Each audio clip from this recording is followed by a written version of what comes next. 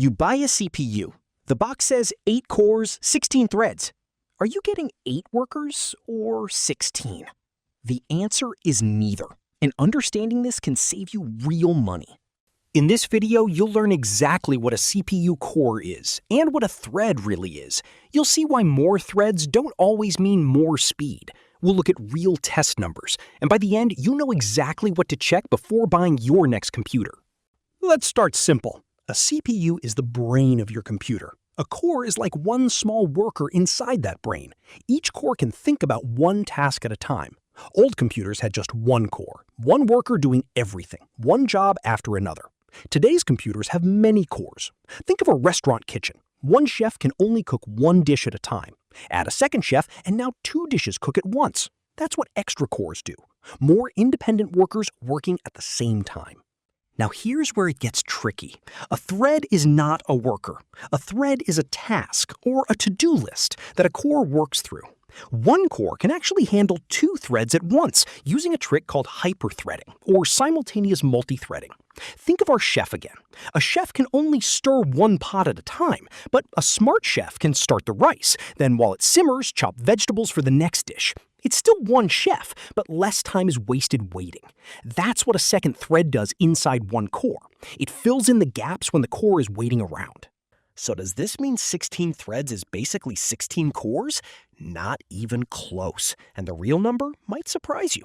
Stick around, because in a minute I'll show you the actual test results. Here's the myth to bust today. A thread is not a full extra core. It's more like a helper that shares the same tools. 2 threads on one core still share the same core's memory, its math units, and its cache, which is the core's fast personal notepad for storing numbers it needs quickly. Because they share those tools, 2 threads can sometimes bump into each other and slow each other down. That's why doubling your threads never doubles your speed. So, how much speed do extra threads really add? Real tests give us the answer. Across many studies, hyperthreading typically adds 10 to 30% more speed on tasks that use many threads well, like video rendering or web servers.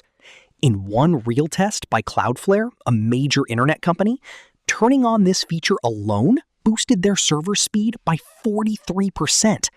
Combined with other speed boosts, they saw an 86% improvement. But here's the twist. On tasks that only use one thread at a time, like some older games, extra threads can add almost nothing. Sometimes they even slow things down by about 5% because the core gets confused sharing its notepad. Here's something wild. This whole idea isn't new. Intel first added it over 20 years ago, and for years, it actually backfired. Back in the early 2000s, Intel launched hyperthreading on a chip called the Pentium 4. It sounded amazing on paper, but early testers found something strange. Sometimes turning it on made programs run slower, not faster. The technology just wasn't refined yet. It took Intel almost 8 years until a new chip design called Nehalem arrived in 2008 to finally make hyperthreading reliably helpful. So next time your computer boasts about threads, remember, this idea failed once before it succeeded. If your brain just went, "Wait, I didn't know that," hit like right now. It helps this channel a lot. And subscribe if you want more of these hidden tech secrets explained simply. Okay, let's keep going, because next up, how many cores do you actually need? So how many cores is enough? It depends on what you do. For everyday browsing, emails, and video calls, 4 to 6 cores is plenty. For gaming, 6 to 8 cores usually gives you the best results, since most games can't use dozens of cores well yet.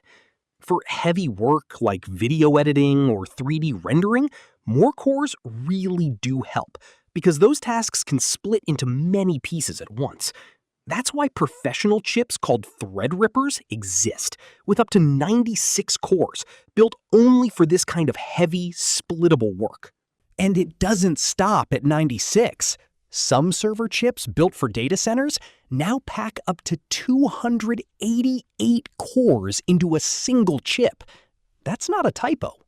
So when you're shopping for a computer, here's the simple rule.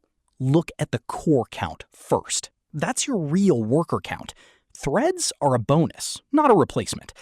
A chip with 8 cores and 16 threads will usually beat a chip with 4 cores and 8 threads, even though both have 16 threads listed.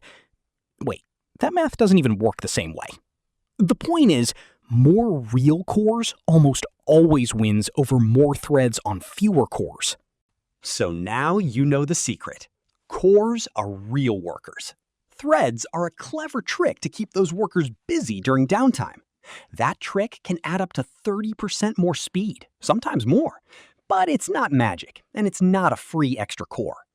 Next time you see 8 cores, 16 threads on a box, you'll know exactly what that really means, and exactly what to expect. If this helped you understand your own computer a little better, subscribe for more videos like this. And tell me in the comments, how many cores and threads does your computer have? Drop it below. Next time, we'll open up the GPU, the chip that renders your games and videos, and it works completely differently from the CPU. You will not want to miss that one.